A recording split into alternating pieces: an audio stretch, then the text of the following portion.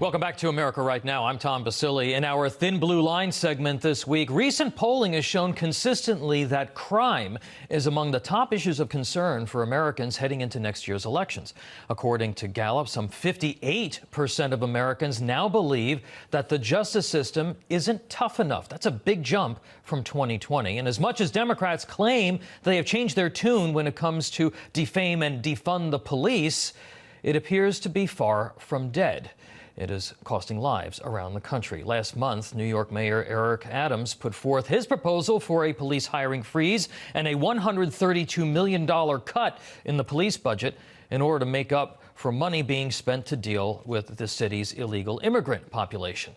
Adams is trying now to backtrack on many of these cuts. However, it highlights a disturbing trend. Here to discuss, former Milwaukee sheriff and Newsmax contributor David Clarke. Also with us, the founder and the president of Citizens Behind the Badge, Craig Floyd. Craig, I want to go to you first. You wrote recently about this issue.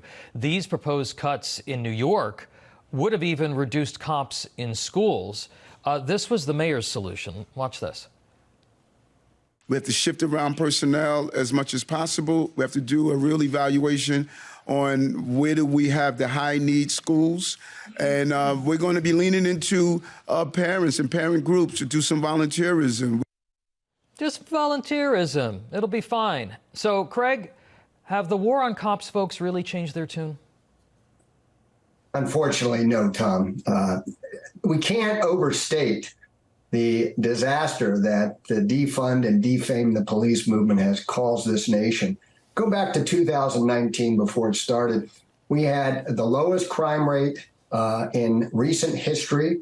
We had more cops on the street than ever before, and cops were being honored and supported by their communities and by their elected leaders. And then fast forward to May 25th, 2020, when a bad cop was caught doing bad things and George Floyd died. Overnight, cops were hated by this country, and elected leaders reacted in a knee-jerk fashion.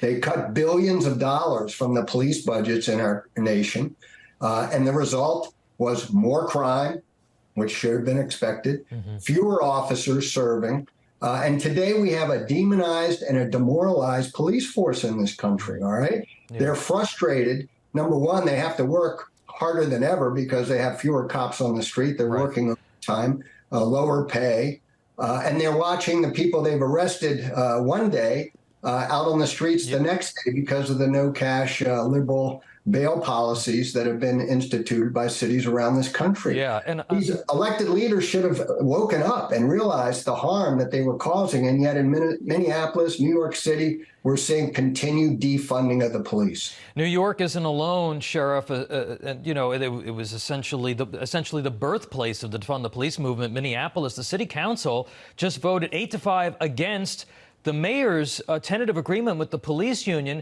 that would have provided some, and they were small retention bonuses and small hiring incentives. And it was just a few $1,000s per cop just to try to do something. And the politicians on the city council said no. They still don't understand that they've got a problem.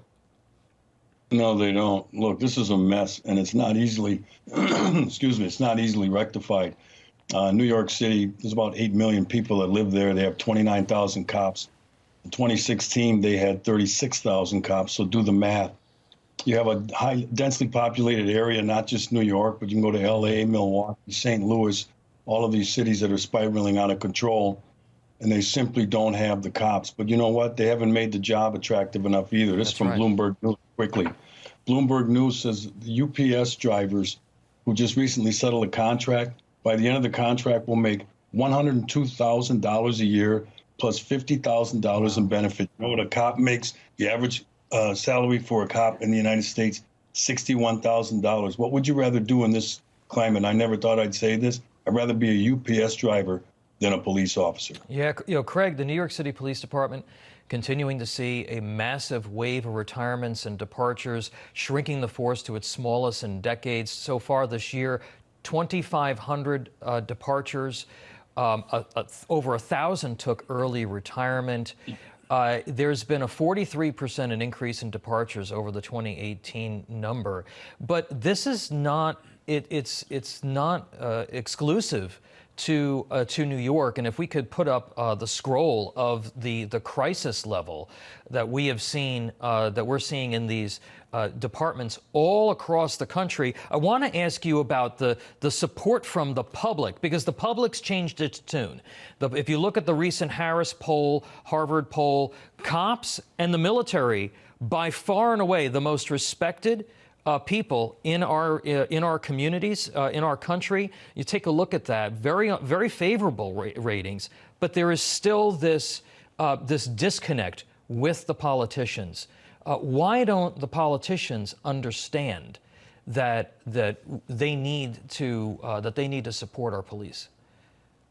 Well, I'm not sure what motivates people in New York City and Minneapolis to defund their police and not provide financial incentives when we need more police officers on the street. It's been proven that more cops save more lives. The Police Executive Research Forum recently surveyed their membership and found that we've lost about 5% of the overall number of police officers in this country. That's 40,000 fewer police officers today than we had in 2019. And we know that for every 10 to 15 cops on the street, an innocent life is saved. So we've lost hundreds of innocent lives because of this defunding.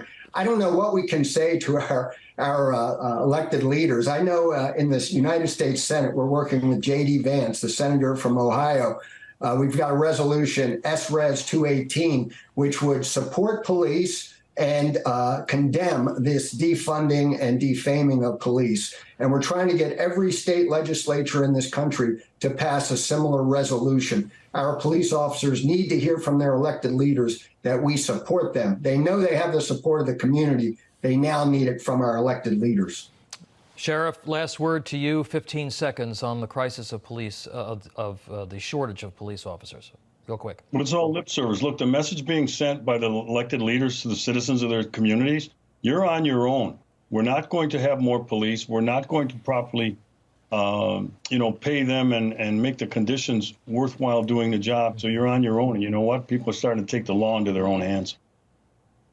All right, we're going to have to leave it there. Sheriff David Clarke and Craig Floyd from Citizens Behind the Badge. Thank you both so very much. Thank you.